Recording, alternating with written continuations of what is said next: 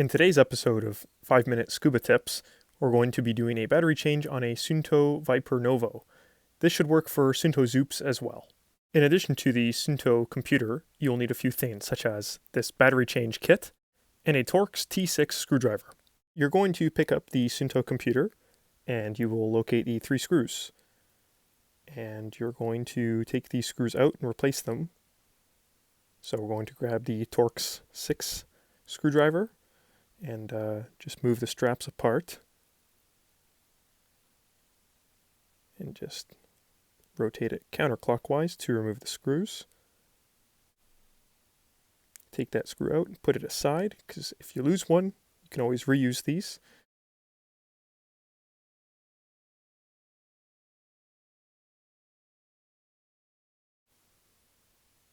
And that third screw, we're going to put that aside as well.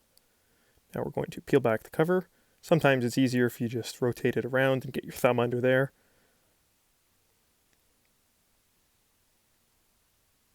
There's the battery cover. Definitely looks like there's some dirt on it. And here's the inside of the computer with the O-ring and battery. And there's definitely some dirt where the cover is sitting too. I'm going to pull out the O-ring. You can do that with your finger or with a little T6, just very gently. Pull that guy out, put it aside. Just pop out that battery. You're not going to be reusing it, so don't have to worry about that. And that is the disassembly of the Suunto Vyper and most Suunto Zoop models.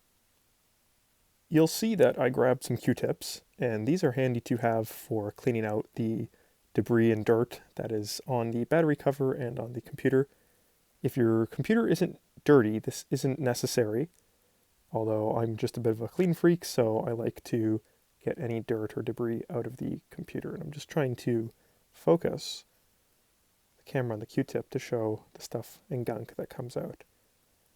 When you're using the Q-tip, you're going to want to just use it in one motion, instead of going back and forth, kind of like a pencil or a crayon as if you're coloring something. Don't do that. That'll just spread the dirt and debris around. We're going to pick up the battery cover and do the same thing, just in one sweeping motion with the fresh Q-tip.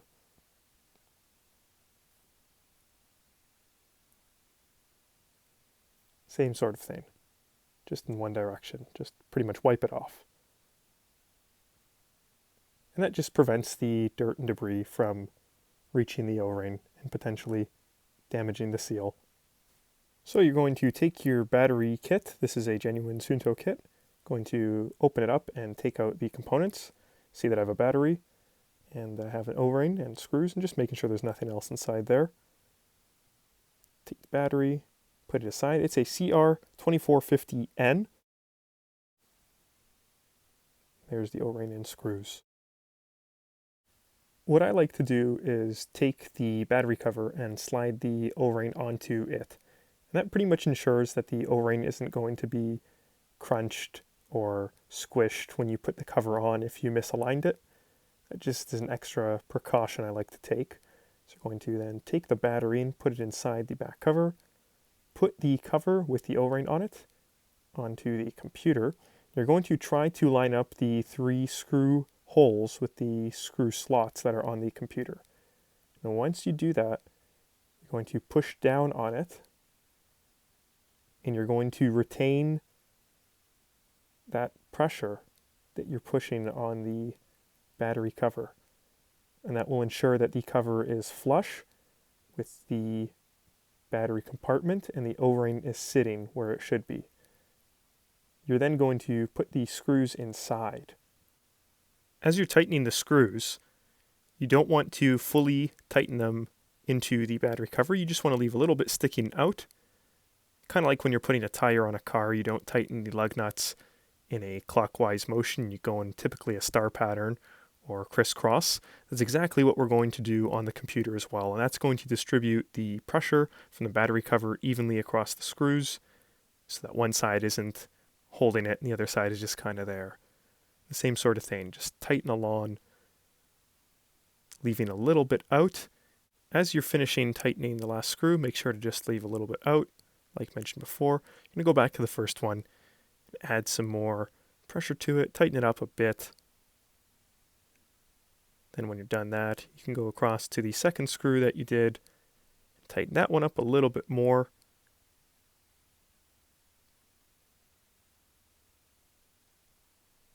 Now I'm going back to the first screw before I hit the third screw.